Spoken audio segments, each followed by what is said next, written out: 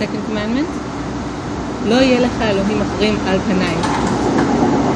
You should never have another God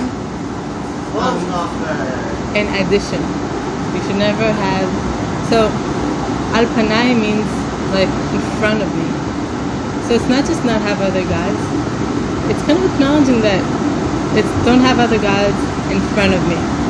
And then that's kind of acknowledging the fact that we always kind of have gods. We always kind of cling on to things that we kind of, see as higher on top of us. We always fail maybe in that way of, thinking that money is higher than us, or that some other person is in front of us. We'll always fall into that. Remember, you could always be free from that, first commandment. But the second commandment is never put that ahead of God. Never put that ahead of that inner voice or inner power that you have, that we all have.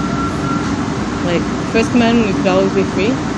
The second commandment is because, inherently inside of you have that thing that would always set you free. The second commandment, don't have any other gods in front of me. Alright? You will have other gods. You'll bow down to money, you'll bow down to honor. You think honor is the most important thing. You think that looks is the most important thing, that being thin is the most important thing. Speaking of eating disorders. But eventually, you should always remember, even when you, by accident, by mistake, bow down to other things, never have that in front of God. Never have that before. Whenever you bow down to something, whenever you think something is, high, which you will sometimes, and you'll fall into that. It's the way evolution created us. We have those patterns and instincts that we're looking for. The one who survives better, and we admire them. We admire the people who have more honor or more money, or that look healthier or look prettier. It's just the way we are. So we will kind of maybe have other guys, but never have that in front, al panai. Never have that in front of that higher God. Always remember that you have something inside of you that's in front of all the other things, and that thing that you have in front of you would always set you free. So it continues. לא תשתחווה להם ולא תעבדם. פסל ותמונה, כן אוכי אדוני אלוהיך אל קנה, וכן עוון אבות על בנים, על שלשים ועל רבים לשונאי, ועושה חסד לאלפים ואוהבי ולשומרי מצוותיי. I'm here in the train, I hope I remembered it correct. So the continuing from that is, don't bow down to those other stuff. Don't put them in front of me, in front of that inner voice of yours.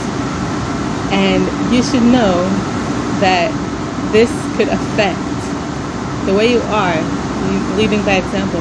The way you are will affect, if negatively, it could affect a lot. It could affect like 7 generations ahead. Your pattern of personality will affect your children, the people around you. Who you are has a huge effect on further generations. The butterfly effect. So if you make mistakes, it's going to affect a lot. So beware.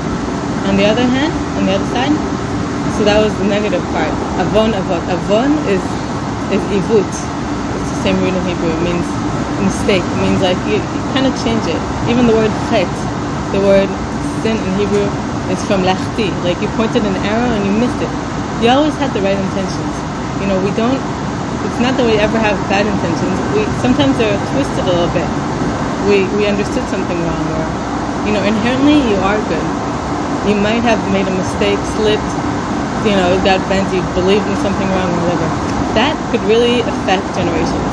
So that avon avot al banim could, that twistedness of the father could affect 7 generations ahead. But on the other hand,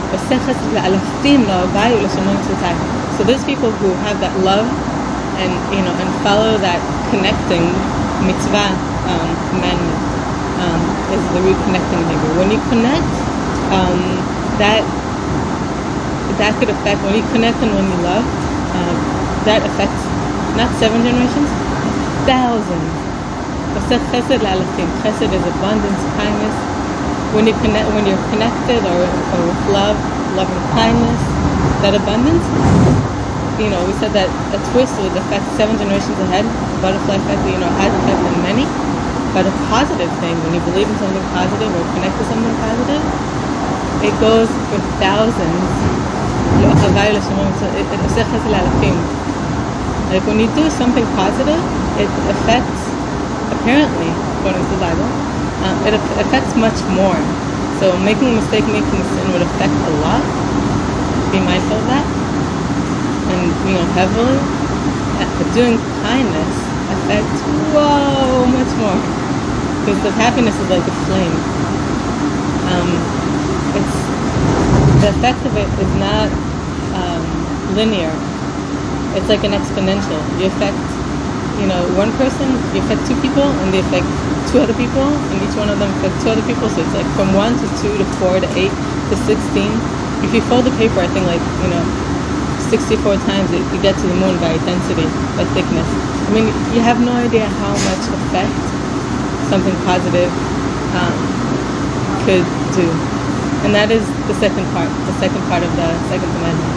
Is don't put, anything in front of that voice, that inner higher place that you should always know that is high and good inside of you. That was the first one. So the second one is don't put anything in front of that.